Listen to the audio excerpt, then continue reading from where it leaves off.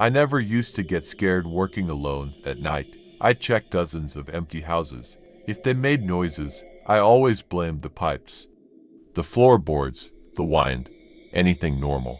But after what happened at House 47, I don't think houses are ever truly empty. My name is Daniel. I work for a real estate company.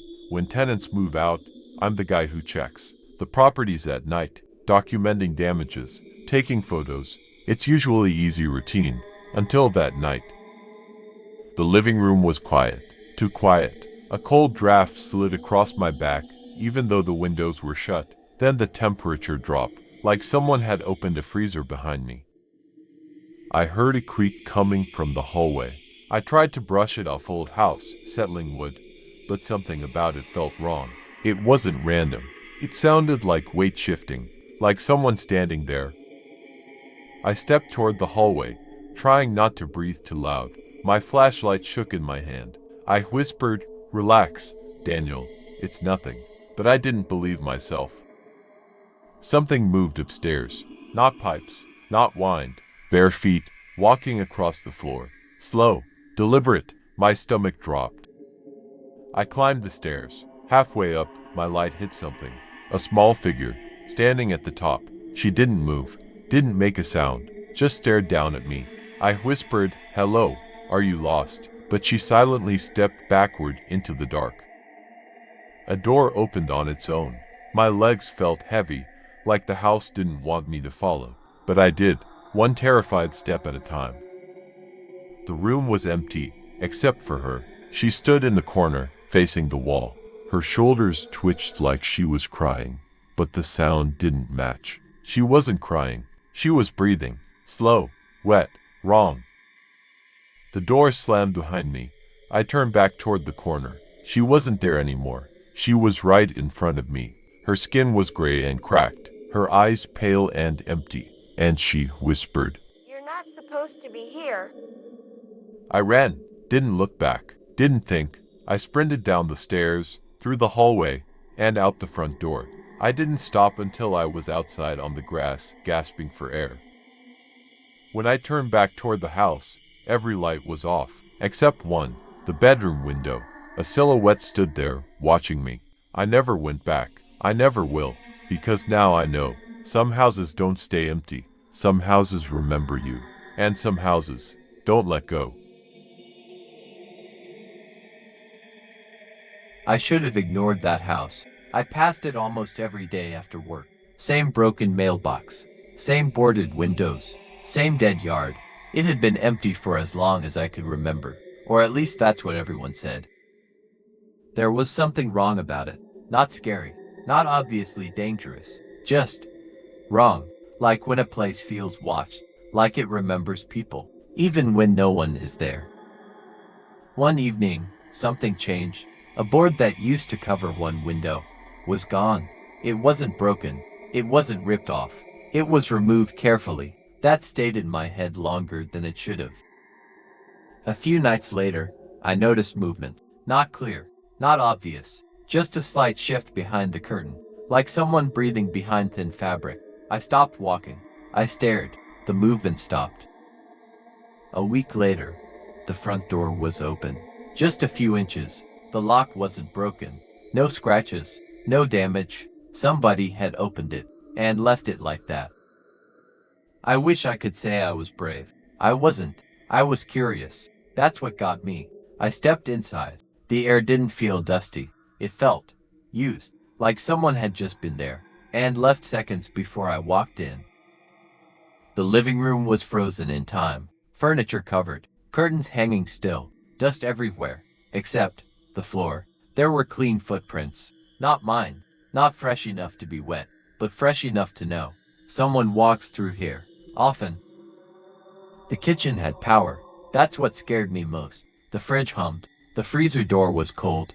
Someone was paying the electricity. Someone was maintaining this place. But no one was supposed to live there. The hallway felt tighter than it should have. Dark. Too dark. Even with the flashlight. Every step sounded too loud. Like the house was listening. Like it wanted to memorize me. On one wall, there were handprints. Adult-sized. Overlapping. lined up, like someone was standing there often, with their hands resting on the wall, watching something, waiting. Then the house went silent, not quiet, silent. No wind, no hum, no distant noise. Even my breathing felt loud. That's when I realized I wasn't alone. I was just unseen. I didn't hear footsteps. I felt pressure, like the air behind me thickened, like someone had stepped close enough to feel their body heat. I didn't turn around. I couldn't. Instead, I looked at the wall. Fresh scratches, not words, not drawings, just lines. Deep, careful, recent. That's when I knew.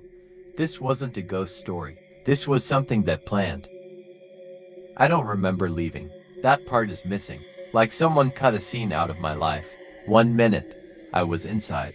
The next, I was standing on the sidewalk, across the street, my heart racing, my hands shaking. I checked my phone. 2 hours had passed. I didn't remember those 2 hours. I didn't remember walking out. I didn't remember unlocking my phone. The house was dark now. No lights, no movement. That night at home, I checked myself in the mirror and saw scratches, 4 thin marks, on my wrist. Not deep, not bleeding, just there, like something had touched me when I wasn't aware. I still pass that house sometimes. I don't look directly at it, but I always feel it, watching, waiting, remembering me, and sometimes, I swear the light inside flickers when I walk by. I was driving through the mountains when the storm hit. Rain pounded my windshield. Thunder shook the car like it was splitting the sky. Then I saw it, a small cabin, dark and alone by the side of the road, except for one window glowing faintly. My chest tightened. Something about that light felt wrong, but I was soaked and exhausted. I parked and stepped into the mud, boots squelching. The front door creaked as I pushed it open. Inside, the air was heavy with the smell of damp wood and dust. Each step I took echoed sharply. Then I heard another creak, not under me, but somewhere else. I froze. "Who's there?" I whispered. Silence. Then a soft, cold voice whispered, "Come here." I spun. Nothing. My stomach churned. My hands shook. A lamp flickered to life in the corner. Dust motes floated in the weak light. The couch sagged unnaturally. The air grew colder, heavier.